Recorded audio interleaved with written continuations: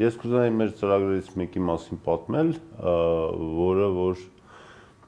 կոչվում է ինժեներական լաբորատորիաների ստեղծում Հայաստանի բոլոր դպրոցներում, եւ ինչից մենք եկանք այդ մտքի, ուրեմն աշխարհում տեխնոլոգիական ոլորտը շատ արագ է զարգանում եւ բնականաբար առաջանում է մասնագետների խիստ դեֆիցիտ եւ դա ոչ միայն մեր մոտ է, դա Միացյալ Նահանգներում է, դա Եվրոպայում է, դա Չինաստանում է, դա ընդհանրապես ամբողջ աշխարհում է եւ 18 թվականին օրինակ ընդհանուր պակասը ինժեներ ծրագրավորողների աշխարհում մեկ կազմելու է մոտավորապես 3 միլիոն մարդ։ Այդ ինչ է նշանակում մեր համար։ Դա մեր համար նշանակում է, որ մենք ինչքան մասնագետ պատրաստենք, այդքան գործ կունենանք, հա։ Շատ պարզ կարճ տրամաբանություն է եւ բայց ըստ էության այդքան մարդ պատրաստելը, որը որ էական ազդի տնտեսության վրա, մենք պետք է հասկանանք, որ կրթական համակարգում դա պետք է պատրաստենք, հա։ Ակնհայտ է, որ դա համալսարանական համակարգը չի, որովհետեւ համալսարանական համակարգը նախ ինքը փոքր է եւ երկրորդն էլ պատրաստ չի նման ծավալի փոփոխությունների, այդ իսկ պատճառով մենք կանգնեցինք դպրոցի վրա, դա պատճառներից մեկն էր։ Երկրորդ պատճառն այն է, որ այսօր մասնագետների մեծ մասը ասում են, որ պետք է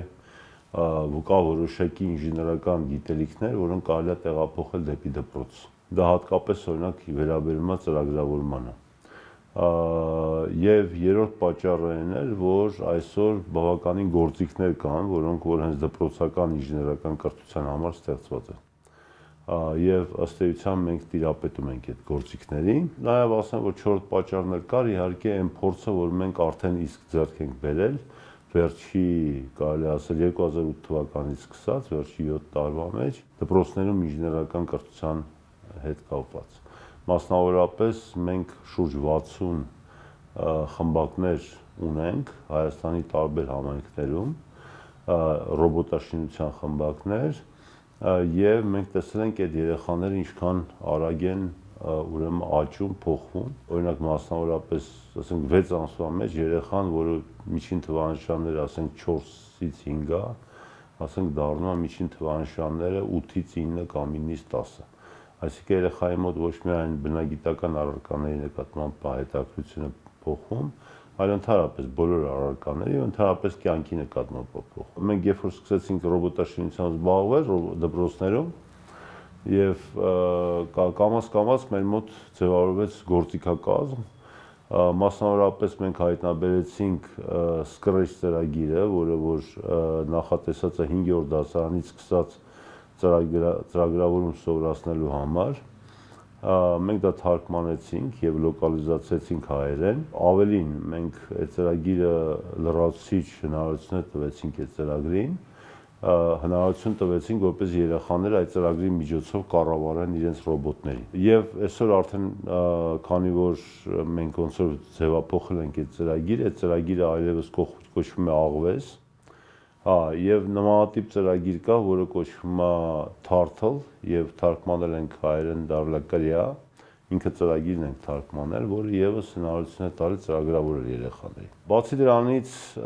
այդ ընթացքում, որ մենք զբաղվում ենք ռոբոտաշինությամբ, մեր գործընկերների հետ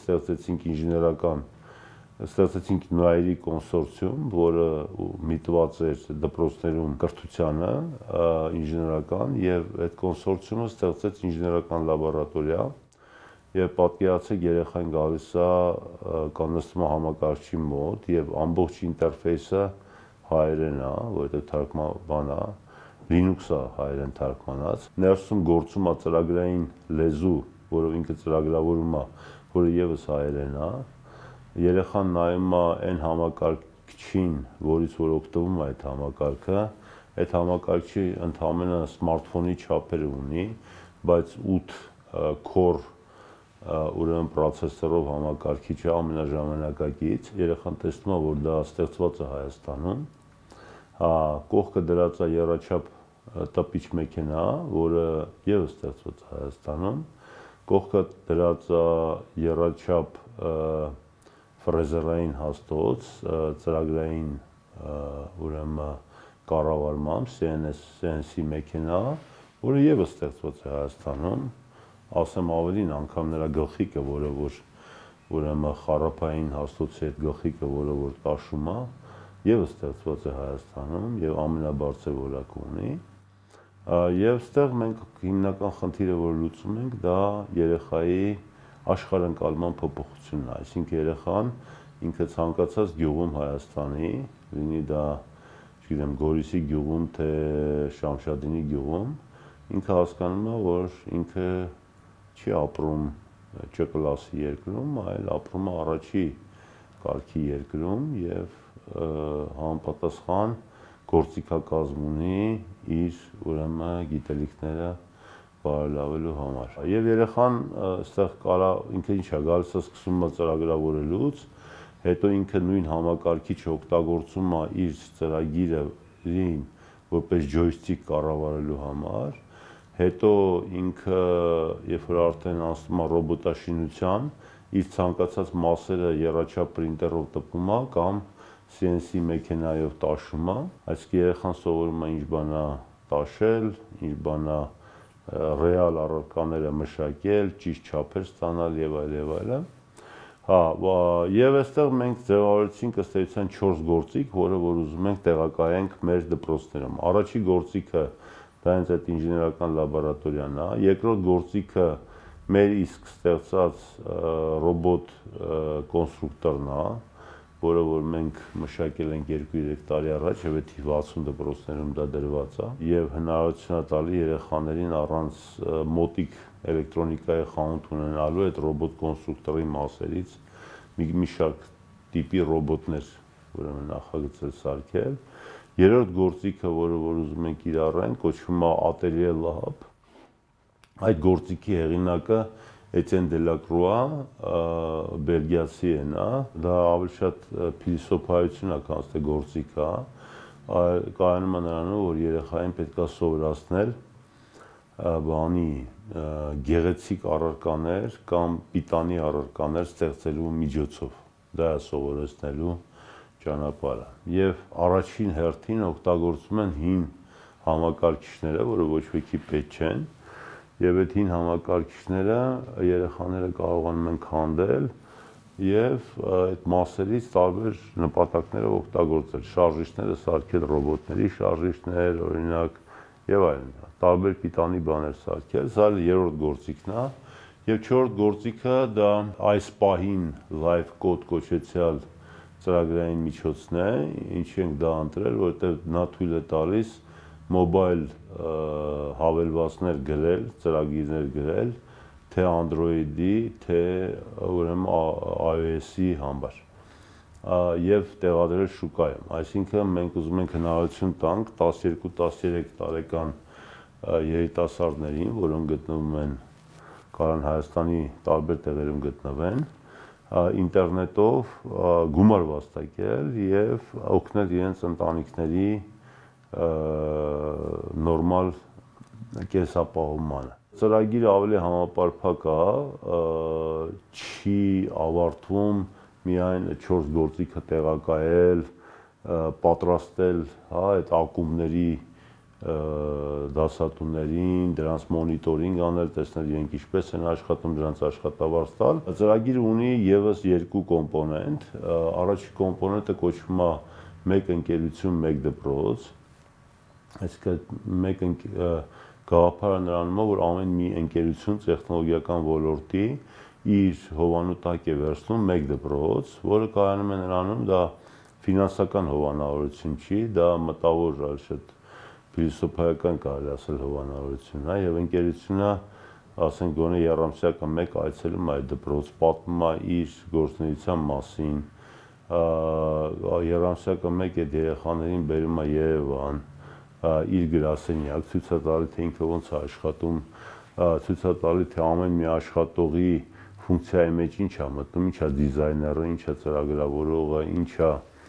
մատակարարը եւ այլն։ Սա մի ուղղություն է, որը շատ են կարևորում, եւ երրորդ ուղղությունը ի վերջո այդ երեխաները, որոնք այդ դպրոցից դուրս են գալու, նրանք արդեն կարողանալու են դեռ համալսարան չընդունված